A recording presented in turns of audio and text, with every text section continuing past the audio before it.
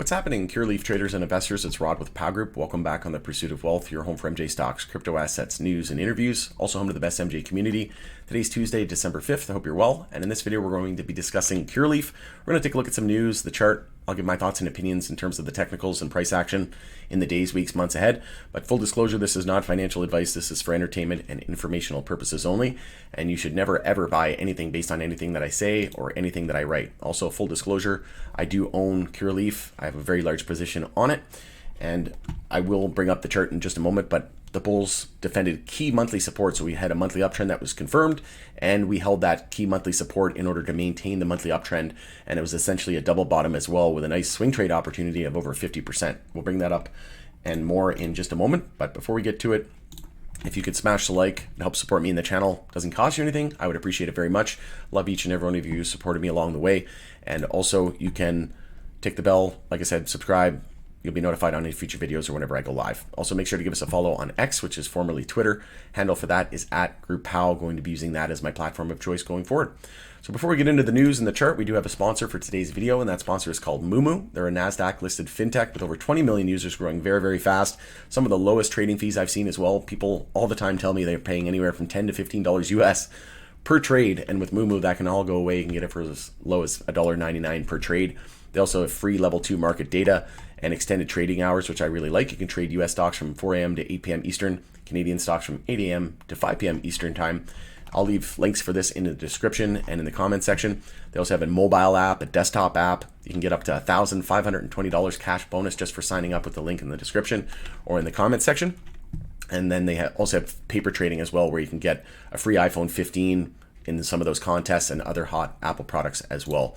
So this is the desktop app that I'm using. Like I said, I really enjoy it, and you can check out the mobile app as well. But within the app, you've got these free trading tools as well, which we'll look at just the technical analysis tools in just a moment.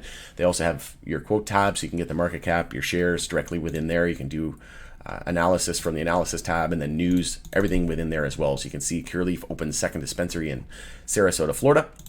So all that within the app. And like I said, you got your paper trading as well, where you can sharpen your skills. So if you want to learn more, check out the link in the description. So as I mentioned, they did open a second dispensary in Sarasota, Florida, and we know that Florida could be potentially on the ballot for 2024. So that's going to be a very important market. I would argue probably the biggest market in the world, but definitely in the US, it's multi-billion dollar market in the US alone.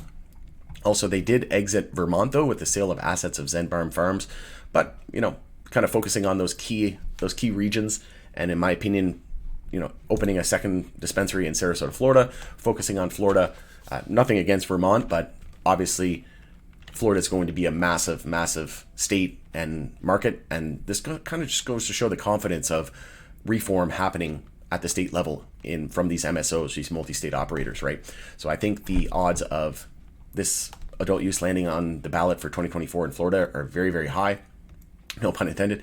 And then, maybe sometime in late 2024 or in 2025, we see full-blown adult use legalization, right? And then also today, we had 6 governors push Biden to ensure MJ is rescheduled by the end of the year. So the governors of 6 U.S. states, Colorado, Illinois, New York, New Jersey, and Maryland, and Louisiana, sent a letter to President Joe Biden on Tuesday urging the administration to reschedule MJ to Schedule 3 of the Controlled Substances Act by the end of the year. So we're seeing more and more, basically the writing is on the wall, right? We know it's not a matter of if, but when. I said, personally, I don't think it's going to happen before the end of the year. I think the more realistic time frame would be Q1, Q2. We get DEA response to HHS recommendation. They sign off. We get approval at some point. I think the most likely scenario is they sign off and they approve Schedule 3 recommendation from HHS at some point in Q1, Q2, 2024, and then it gets enacted late 2024 and 2025. It gets actually rescheduled, right? Because then we know it has to go through the DOJ and other regulatory hoops and red tape. So it's not just going to happen overnight. But like I said, I think there's a very slight chance it could happen before the end of the year. I'd welcome it. I'm glad to be wrong on that. But I think the most likely scenario is at some point in Q1 or Q2 of 2024. Also, I did a video about a year ago, 11 months ago, that Boris Jordan, the Curaleaf executive chairman and co-founder, he said that if it wasn't for 280E, which we know that if this gets rescheduled, right, and they reschedule it to Schedule 3, 280E goes away. They said that Boris Jordan said that he believes that Curaleaf would already be paying a dividend to shareholders if not for 280E. So just let that sink in for a moment. They paid over $350 million to the US government just under 280E tax, not including other taxation, right? Even Curaleaf has paid over, I think, $300 million to the US government under 280E. So imagine the bottom line, the money that these companies would have. They would be very high cash flowing businesses. And he even mentioned in this video and in this interview that he believes that MJ will be very high cash flowing businesses. And imagine if 280E goes away. Wow, the upside potential here is unlimited. And then I wanted to bring up as well that Germany, the vote on German legalization has been delayed until 2024, but I've done a couple of posts about this already, and I wanted to bring this up again because it did mention Curaleaf in here. So it says Canadian companies stand to gain the most from Germany's easing of restrictions and MJ legalization, but there was one MSO on that list. So you can see the companies that stand to gain the most from legislative easing are Tilray Brands, Curaleaf Holdings, Kronos Group, Organogram Holdings, and Aurora MJ. And then Curaleaf, so in 2022, Curaleaf Holdings Inc. announced that its European holding company, Curaleaf International Holdings Limited, signed a definitive agreement to acquire a 55% stake in 420 Pharma GmbH, a fully EU GMP and GDP licensed German producer and distributor of medical MJ with its own product line. The partnership creates a strategic pathway for Curaleaf to acquire complete control of 420 Pharma within 2 years of the commencement of adult use sales in Germany. So this is huge.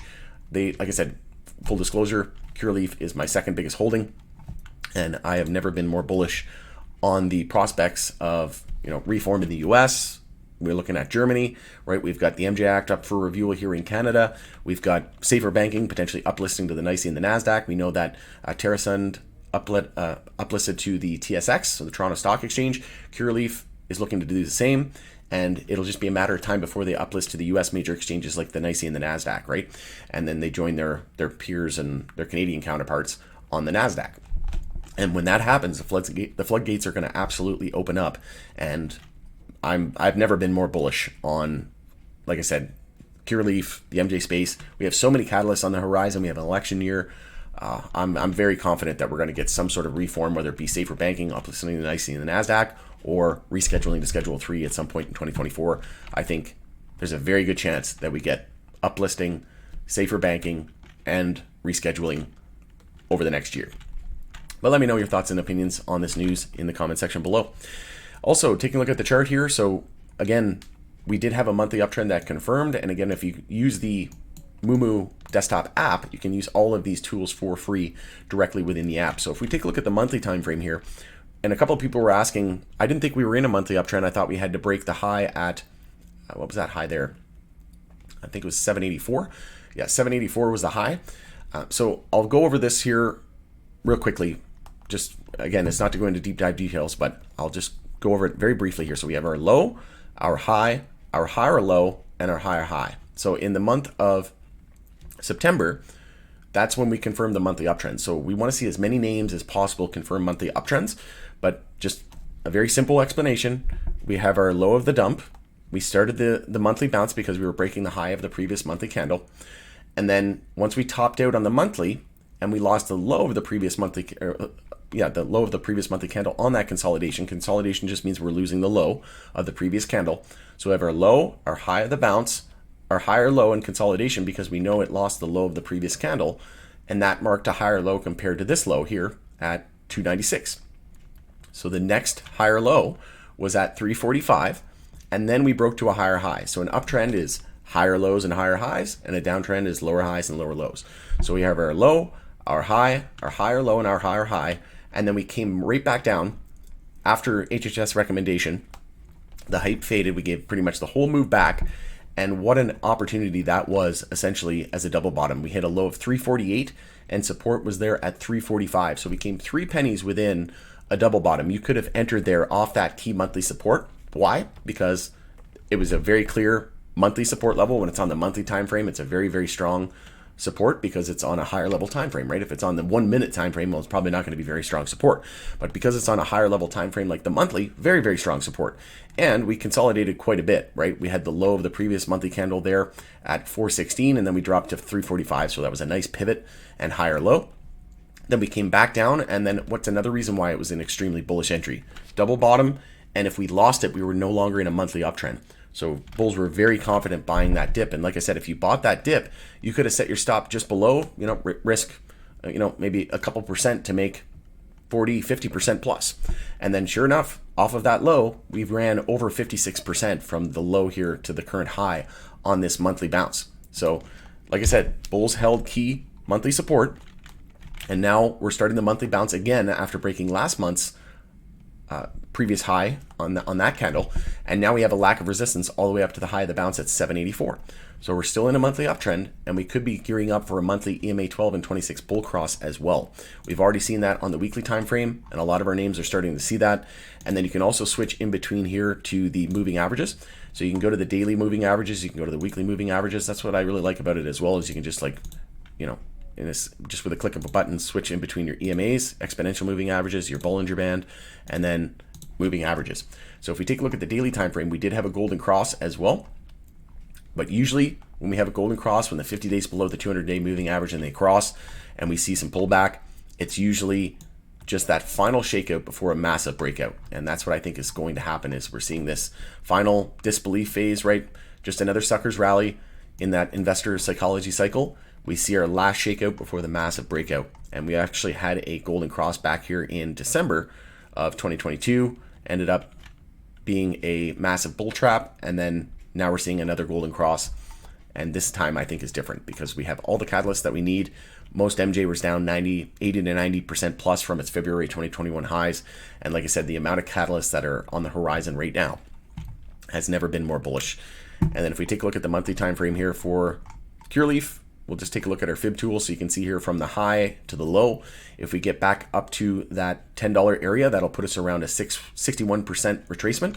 And then a 50% retracement would bring us around 13 bucks. So I think it's very possible to see us around that 50% retracement here, which would bring us to around 10 to 13 bucks. I think $10 to $13 over the next 3 to 6 months, or max. I think it wouldn't take any longer than a year. I think at least within the next 3 to 6 months, we should see $10 to $13 on Curaleaf as a result of rescheduling and all these other catalysts as well. But if we go to the weekly moving averages, you can see here that we also have the 200 weekly, which is sitting at 972. So again, I think that $9 to $10 area is going to be a nice magnet for the price as we start to see this reversal and end of a multi-year bear market and start a new multi-year bull market. So like I said, we're looking at resistance, we're looking at support, key monthly support held, and we have now key monthly support, which is now a double bottom. So we're looking at the low there at 345. So 345 is key monthly support, and we have a lack of monthly resistance all the way up to 784. We're starting the monthly bounce, and like I said, I'm very, very bullish on Curaleaf, on the MJ sector over the next, call it 3 to 6 months. But realistically, over the next 12 months, there's no telling how high these MJ stocks could go because we've been beaten down for so long, and we have all the catalysts that we need on the horizon. And the biggest catalyst, in my opinion, to date for the MJ industry is going to be rescheduling. If we get rescheduling to Schedule 3 and 280E goes away, just watch what happens to these MJ stocks. But going into there, if you found this video helpful, please let me know in the comment section below your thoughts and your opinions.